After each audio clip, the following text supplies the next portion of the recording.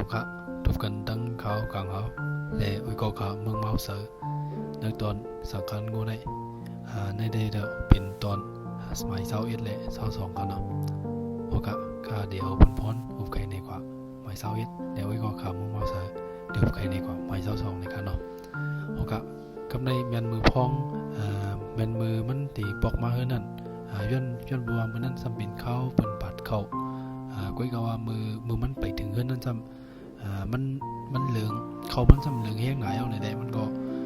มีมันอันไรจือว่าอีหยงในนั้นก็ถึงกว่าย้อนสังกัดก็ได้เห็นบอกมาเฮือนเลยมันถึงจังเปิดมาปัดเขามันสิก็มือพ้องนั้นซ้ำย้อนบัวเขาผู้เมืองเขาก็เมียนมือเข้าอันหลูป่าเดียวในใดจมหนังในลิกนั้นเตรียมไว้ว่าเดี๋ยวมือพุกถอดถึงป้อยเยาในจึงก้นวันหน้าไหลเขาในถึงดีเลยมาเฮ็ดปันมาเฮ็ดการปันตีเฮือนบุ่มเมืองหนึ่งเฮือนหนึ่งก็แต่ไม่เจ้าหลังนั้นสิก็กำในไว้สิการงูเฮ็ดหน้าปันบุ่มเมืองเย้าในถึงมันใจก็เลยปอกมาอยู่วันหน้าไหลนั้นขึ้นสิก็ผมมันเป็นมือพองมันปอกมานั่นเฮือนมันก็อีป้าหน้าเขาพบปัดเย้าอ่ะอีก็กำในย้อนนั้นมันก็ดันปอกมาช่วยมีมันช่วยอีสังขารในจึงช่วยปุ่มเขาพวกเขาจะได้สิก็กำในหน้าการงูเขาตัวดับปีได้ก็ย้อนมันหลีเลยกว่ายิ้มปุ่นอันไรชื่อว่าสมาธินั่นกันเนาะย้อนไหนได้ไว้สีหน้าเย้าก็มันขึ้นเดลัยบันกาผลนั่นแล้วก็เย้าก็ซ้ำเดลัยสร้างขอนตีเนื้อกาเปิ้นมาจอยปัดเขาก็หลูไหลปันเจนกันเนาะเจนว่าการโลอันเป็นการโลคู่อันดีมาโตกว่าปันตีเนื้อนั่นก็มันซ้ำไหลปันป้าแทงสิก็ไว้สินั่นไว้สิหน้าเขาเย้านั่นก็การงูก็ผมกึดสังเย้า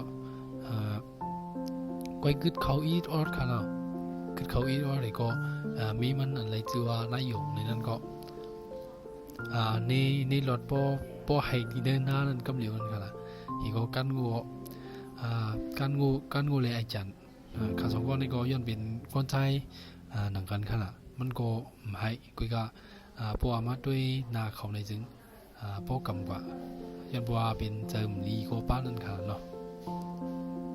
โอเคป้อเขามายินถ่อมเลยในโดนหมายเช้าเย็นในจึงเดี๋ยวเลยยินลองตั้งมันไว้อยู่จำหนังกาลัดมาจะได้ครับว่ากำในเขายินถ่อมเลยตอนหมายเช้าสองกันเนาะที่เป็นจึงก่อนลายในจึงโอเคมาส่งถึงคำหนึ่งครับมึงมาเสยโอเคมาส่งกลางเขาและมือเขาที่ปอกมือนั่นก็ยันบัวมือพงมาในที่เป็นวันการในแลการงูเขาก็เลยอ่อนกันกว่าอาบน้ำตีน้ำดินหิมวานเขาและยันบัวที่เป็นวันการในแลก้นนวานเขาจะได้เจ็บเอาหมอสาวเขาก็เลยอ่อนกันว่าอาบน้ำที่นั่นและตัวน้ำปูมึงในมันจะเลยยังเลยอาบน้ำตีน้ำดินในเนี่ยสิมือพองนั้นน้ำปูมึงก็เลยมาสร้างตัวเลยขึ้นมาหุบหญ้าการของเขาดีๆย้อนในปูมึงก็เลยจูเลยอ่อนการของเขาต่อไฟจนมันยังก็ต่อไฟในวันการนั้นเขาต่อไฟกันและเพื่อเองการงูซ้ำมีเงินแหละมันก็จังก็แหละปู่เมืองซ้ำขึ้นปันตานถึงมันว่ามีเงินก็ไปสั่งยินเขาว่าปู่สมาธิเขาในเขาหลอกคนไทยหน้าว่ะเพราะว่าสูงกว่าไทยหน้าเอากว่าไทยหน้าถึงจังเดี๋ยวอะไรเงินมาอยู่เนี่ยเงินได้เอาไว้อันตั้งเสียกว่าไทยอะไรอยู่เขาก็ปันตานถึงมาเช่นไรเพื่อการงูขึ้นยินจังนั้นย่อถึงมันก็แรงกว่าตีปู่สมาธิกำเหลียวและเผื่อมันน่าถึงบุพมามันนั่ง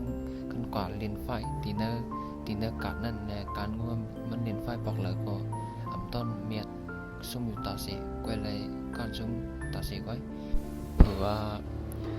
ไว้บางกาเที่ยวไหนก็มันก็เลยก็ไถหน้าตี ปูสมาธิตีลอยนั่นแหละการโง่เลยการโง่กวายมันก็ลุงมันจะยกอมเลยกวายมันก็พวกแก่ทางนี่ก็เผื่อเลยตุกมันก็เลยตุกมาปลามันนี่แหละสั่งกันการโง่ในมันหมดรัดกว่าไม่เตลาปันการโง่ก็มีดีเอาก่อนว่ามาตัวซ้ำงี้นะครับcho nên khi quảng này còn quay ngàn đúng ถือว่าไว้ปางการเนี่ยก็มันก็เลยก็ไทยให้สายผู้ลอยสมาธินั่นเนี่ย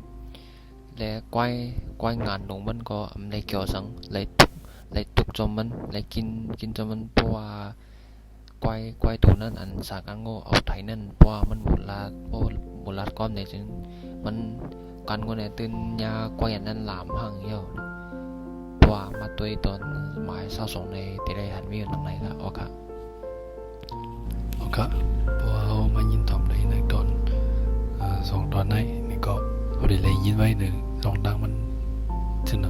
นังยินมาจะในกันเนาะก็กำในเขาเปิดอ่อนกันเปิดถ่อมยินด้วยแทงตอนเมื่อดีมาตั้งนานในกันเนาะก็อย่าลืมปัญญาชแนลไว้กันนะขอเจอทั้งสิ่งก็